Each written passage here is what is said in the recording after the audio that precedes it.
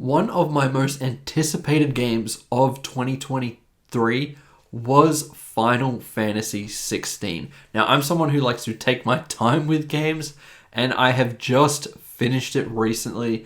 And even though I am very, very late to the party here, I do have some thoughts that I would love to share with you guys. So let's get into it.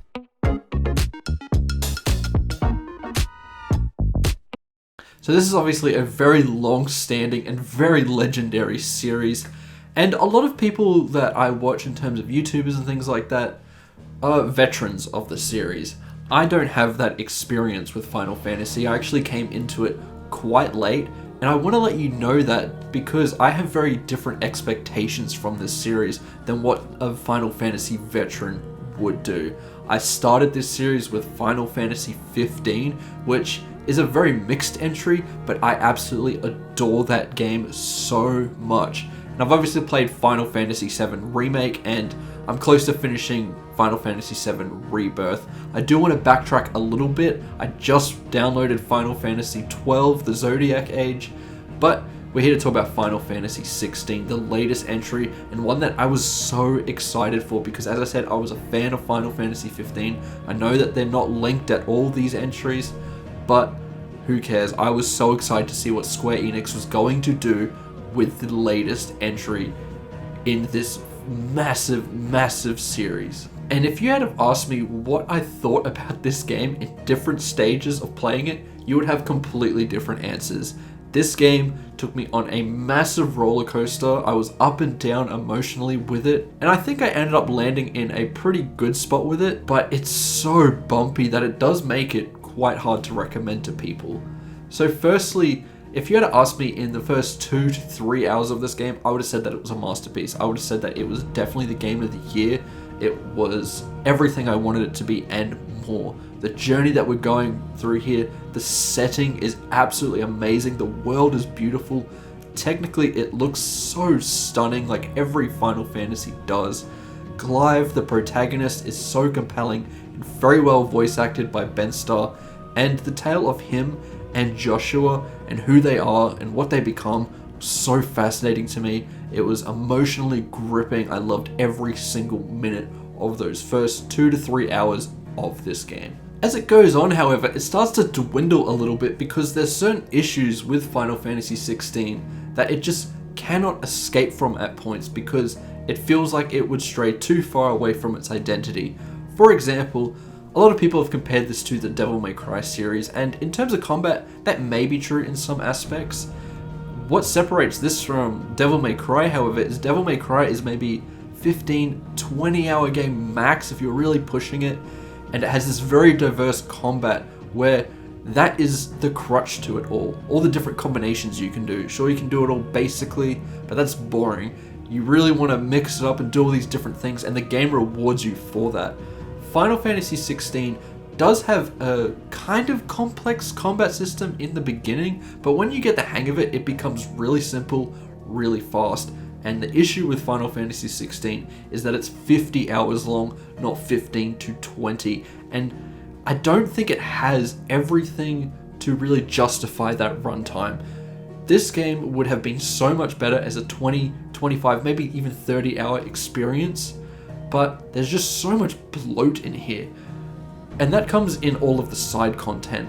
It just feels like they want to take this massive departure from what you're used to from Final Fantasy being a big sprawling RPG with all these different characters and different quest lines and all of those things. But it does the bare minimum with the things that would link it to the RPG systems. This thing is barely an RPG. The armor in it is really non-existent. The weapons, you don't really switch that up all that often. Even the powers you don't switch up all that often. You don't really get too much from the side quests either, and they're all very tedious until you get to the very end of those quest lines, which is very frustrating. But I guess it does reward you for sticking with it and does build a little bit more of a connection to these characters. But if you're not doing that, and I wouldn't blame you if you didn't, because you have to labor through so much tedium, so much bland voice acting, so much just stereotypical side quest RPG filler, that it can really bog the pacing and make this difficult to enjoy. And that was something I struggled with around the 10 to 20 hour mark of this game. At that point, I put the controller down and I stopped playing for months. I just didn't want to touch it because I just found it way too tedious, and I thought that it was one of the most disappointing games of the year. However, I picked up the controller again, I jumped back in and I said, you know what, I really want to finish this thing. I really want to see what other people say about it.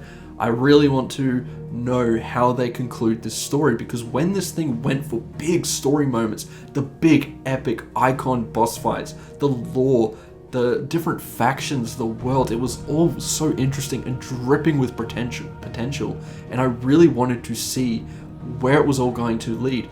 And I have to say, it does end up going to a pretty satisfying spot, especially when you get into the third act, when you head to Waloed and start building this adversarial conflict with that area of the land and going up against Barnabas, who is also Odin. As you might already know with this game, there's all of these dominants and they channel the different summons that you've come to see from the other Final Fantasy games, and I think that's a really great way of putting them into this game and making them the forefront. It's something that they haven't done before, and it's quite unique and interesting, and building the emotion around it was quite nice. And as I said, it leads to these big epic fights. This has some of the best boss battles that you will ever see in a video game. They're so epic, they're full of tension, and they're just great. They just build and build and build and build to this big opus, and it just keeps getting more and more epic, more and more preposterous as it goes on. There's so many with King Barnabas that were just epic. There's one in the ocean that I absolutely loved. There's one on this massive high-rise that was so epic. I mean, it was really cool. I really enjoyed those moments of this game. And when it really hones in on that narrative, the emotional arcs, the connection between Clive and Joshua and Jill, and seeing those relationships evolve over the course of the game was brilliant. I really love that stuff. And the very end of this game, which I won't spoil, ended in very amazing Final Fantasy fashion. I mean, they're kind of known for going for these big swings at the end, and sometimes it pays off and sometimes it doesn't. You know, people argued about Final Fantasy VII Remake's ending. Final Fantasy 15 has a really gut-wrenching ending, which if you're a fan of that game, you instantly hear one particular song and it brings up certain emotions. Final Fantasy 16 does try to do something very similar to that, and I think it does pay off. Not to the amount that Final Fantasy 15 did, but still enough for me to kind of be overall quite satisfied with my experience with the game. There's definitely major pacing issues, definitely massive repetitiveness, but there's certain elements to this that make it so epic. The weak points of this game are like a 4 out of 10, and then the best bits of this game are like a 10 out of 10. I mean, it's so topsy-turvy with what it's trying to go for at times that it can be frustrating, and it does make it hard to recommend. But if you really stick with it, I think it does reward you for everything that you do in this game. Certain technical elements as well are just absolutely outstanding. I've already mentioned the graphics, which look really gorgeous and run at a pretty steady frame rate. I didn't really notice anything too buggy. There was one texture glitch, which was kind of funny, but it did take me out of one particular scene and one big epic moment. And then, as you've come to expect, the score in this is really phenomenal. Final Fantasy has kind of been the benchmark with certain gaming scores. Some of the most iconic scores that you could ever hear in gaming come from this series. And I think the one in 16 is a nice little addition there. It fits right at home with what you would expect from those kinds of scores, while adding something different and new and kind of epic. Once again, I quite enjoyed that. Overall, Final Fantasy XVI might not be your cup of tea. Don't know if this is the exact direction I want the series to go into. There are elements of it that I quite enjoy. I do really enjoy the real-time combat over the turn-based combat, and that might be controversial to fans of the series, but that is just how I feel. I do really prefer that dynamic combat that Final Fantasy VII Remake and Rebirth has, where it kind of stops time for a second and you can pick your option while also being real time. It kind of satisfies both things and does feel unique. So I do prefer that direction, but this real time combat is fine to me. The The story as a whole is really, really good, which is why this thing should have been trimmed down. If it was trimmed down to 30 hours, this would have been one of the best games of last year. However, because of all the bloat, because of all the tedious side quests that, as I said, don't really pay off until the end of those quest lines, which is hours and hours into the game, it's very frustrating and does give you a massive standstill in this game, as some of the main story quests can also do that too. I just really think that padding does hurt this experience. It does make it hard to recommend to a lot of you, but I do think if you stick with it, it does reward you and does come out the other end feeling like a decent game, although really flawed. As a score, I'm going to give Final Fantasy XVI a 7 out of 10. I think I am being generous, but the ending did really work for me, as well as some of the big emotional moments. They did pay off, they were epic, I did feel something when playing this game, and I do think that's worth noting. And I do think there's excellent technical elements in here, but as I said, definitely flawed. And those are my thoughts towards Final Fantasy XVI. If you've played this game, let me know what you think about it in the comments below. And if you're a long-term fan, do you like this new direction? I know it is a departure, but is it going to be something that you're accepting of, or do you just want it to go completely back to what it used to be? Let me know in the comments below. Remember to like and subscribe, and I'll see you in the next one. Goodbye.